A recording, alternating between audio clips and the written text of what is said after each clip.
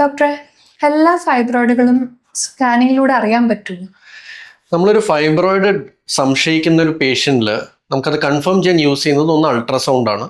Ultrasound confirm ചെയ്യാനോ വേറെ എന്തെങ്കിലും വേരിയേഷൻ ഉണ്ടെന്നുണ്ടെങ്കിൽ നമ്മൾ MRIയിലേക്ക് പോകും. പക്ഷേ അൾട്രാസൗണ്ടിൻ്റെ ഒരു ലിമിറ്റേഷൻ എന്ന് പറഞ്ഞാൽ ഒരുപാട് ഫൈബ്രോയിഡ്സ് ഉണ്ടെങ്കിൽ നമുക്ക് ചിലപ്പോൾ അത് കറക്റ്റായിട്ട് മാപ്പ് ചെയ്യാനോ ഡിറ്റക്ട് ചെയ്യാനോ പറ്റില്ല. അതിനെല്ലാ സൈസസും നമുക്ക് മെഷർ ചെയ്യാൻ പറ്റണമെന്നില്ല. അതുകൊണ്ടാണ് നമ്മൾ MRIയിലേക്ക് പോകുന്നത്. MRIയിൽ പോകുമ്പോൾ 3D വിഷൻ ആയതുകൊണ്ട് തന്നെ എല്ലാ ഫൈബ്രോയിഡ് കാണാനും മാപ്പ് ചെയ്യാനും അതിൻ്റെ സൈസ് അസസ് ചെയ്യാനും ഒക്കെ പറ്റും.